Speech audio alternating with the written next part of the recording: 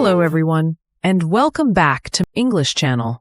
I'm Emily. And I'm Paul. It's great to be back with all of you. Absolutely, Paul. Today, we have a super exciting topic. We're going to be talking about everyday useful phrases, those little gems that make your English sound natural and help you communicate much more easily. That's right, Emily. These aren't complicated grammar rules, but simple, powerful phrases you can use right away. Before we dive in, please remember to like this video, share it with your friends, and subscribe to English Channel if you haven't already. Your support helps us make more great content for you. Yes, please do. And if you enjoy this episode, leave us a comment below. We love hearing from you. So, Emily, let's start with the absolute basics. When you meet someone new, what's the first thing you usually say? Well, after a simple hello or hi, I always say, "Nice to meet you." It's so friendly and welcoming. For example, "Hi, I'm Emily. Nice to meet you." It just sets a positive tone right away. Exactly. It shows you're happy to be introduced. And what about when you're leaving a conversation? What's a good way to say goodbye? Besides goodbye, I often say, "See you later," especially if I know I'll see the person again soon. Or, "Have a good day." It's a nice, polite way to end a chat. Oh, I love "have a good day." It's so versatile. You can say it to anyone, anytime. And how about when you receive help or something nice from someone? Oh, that's easy. Always say thank you. It's so important to show appreciation. And the response, of course, is "you're welcome." Simple, but essential. Definitely. Thank you and "you're welcome" are like the building blocks of polite conversation. You hear them everywhere. Paul, what happens if someone says something and you don't quite understand? Maybe they spoke too fast or it was noisy. That's a very common situation for English learners. The best phrase to use is, "Could you please repeat that?" It's polite and clear. You can also say, "Sorry, I didn't catch that." Yes, those are super useful. And what if you understand the words, but not the meaning? Like if someone uses a new idiom or a difficult concept. Great question, Emily. Then you can say, "I'm sorry, I don't understand. Could you explain it again?" Or for a more specific request, "Could you explain that in more detail, please?" This shows you're trying to learn and understand better. That's really helpful. It shows you're engaged. What if you need someone's help with something practical? Like you're lost or need to open a door. The go-to phrase is, "Can you help me, please?" It's direct and polite. For example, if you're in a store, "Excuse me, can you help me find the milk, please?" Perfect. And if you need something specific, you can say, "Could I have," or "May I have?" Like, "Could I have a glass of water, please?" Or, "May I have the menu?" Excellent point, Emily. Those are polite ways to ask for things. And remember, adding "please" and "thank you" always makes you sound more polite and friendly. Paul, let's talk about those moments when you need to get someone's attention, or maybe you accidentally bump into someone. What's the magic phrase? That's definitely "excuse me." It's so versatile. You can use it to get someone's attention. "Excuse me, do you know the time?" Or to pass by someone. "Excuse me, could I just get past?" And of course, if you accidentally bump into someone, "Oh, excuse me, I'm so sorry." Exactly. It's like the Swiss Army knife of polite phrases. And speaking of apologizing, what if you've made a small mistake or caused a tiny bit of trouble for someone? Then "I'm sorry" is your best friend. For something small, just "I'm sorry" works. If it's a bit more significant, you can add, "I apologize for the inconvenience." Like if you're late, "I'm so sorry I'm late. I apologize for the inconvenience." That's right. It shows you recognize you caused a problem. And what if you want to politely interrupt someone, perhaps in a meeting or a conversation? For that, I always recommend, "May I interrupt you for a moment?" or "Excuse me for interrupting, but..." It shows respect for their speaking time while allowing you to contribute.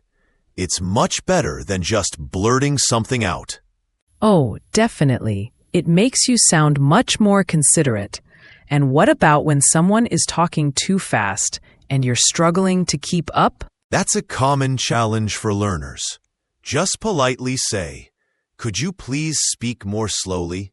Or, "Would you mind speaking a bit slower?" Most native speakers will be happy to adjust. Yes, they really will. We want to help you understand. And how about when you need to confirm something? Like, you heard something, but you just want to make sure it's correct. You can say, "So if I understand correctly, you mean?" Or, "Are you saying?" This helps clarify and avoid misunderstandings. It's also good for active listening. So, Paul, sometimes we need to express what we prefer or what we'd like to do. What are some good phrases for that? A very common and polite way to express a preference is "I'd prefer to" or "I'd rather." For example, "I'd prefer to meet in the morning," or "I'd rather stay home tonight." Yes, those are super useful. And what about when you want to suggest something or propose an idea? You could say "How about?" or "What about?" For example, "How about we grab coffee tomorrow?" Or maybe we could go for a walk." I use "how about" all the time. It's so natural. And what if you really like something? Or you think something is a good idea? You can say, "That sounds good," or "That sounds like a great idea." And if you agree with someone, a simple "I agree" or "I think so too" works perfectly. And on the flip side, what if you don't agree, but you want to be polite about it? This is important for smooth communication. You can say, "I'm not sure I agree with that," or "I see your point, but..." This shows you've listened, but you have a different perspective. Or even, "I have a slightly different opinion." Paul, let's move on to making requests. Sometimes you need someone to do something for you. How do you ask politely? The classic phrases are, "Could you please?" or "Would you mind?" For instance, "Could you please send me the report?" or "Would you mind helping me with this task?" Remember, if you use "would you mind," the verb usually ends in ing, like "Would you mind closing the door?" That's a great tip about the ing form. And what if you want to ask for permission? Then "may I" or "can I" are your go-to phrases. "May I come in?" or "can I borrow your pen?" "May I" is a bit more formal, but both are fine for everyday use. Perfect. And on the other side of the coin, how do we offer help to someone? It's always nice to be proactive. Definitely. You can say, "Can I help you with anything?" or "Do you need any help?" If you see someone struggling, you can even say, "Let me know if you need any help." It shows you're available and willing to assist. I love "let me know if you need any help." It puts the ball in their court so they don't feel pressured. And what if you want to offer something, like a drink or a piece of candy? You can say, "Would you like?"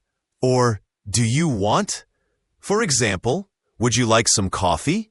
or "Do you want another slice of pizza?" Those are all super friendly ways to interact. It makes conversations flow so much better. Emily, sometimes things don't go as planned. What if you need to reschedule an appointment? Oh, that happens all the time. You can politely say, "Could we reschedule our appointment?" Or, "Would it be possible to reschedule for another day?" It's important to offer alternatives if you can, Like, could we reschedule for next week instead? That's very considerate. And what if you need to cancel something? For canceling, you can say, I need to cancel our appointment. Or, unfortunately, I have to cancel our meeting. Always try to give a brief reason if possible. Like, unfortunately, I have to cancel our meeting due to a sudden emergency. And if you accidentally forget something or forget to do something, A simple I forgot works, but to be more polite, you can say, I apologize, I completely forgot, or my apologies, it slipped my mind. it slipped my mind is a nice common phrase for forgetting things. Very natural.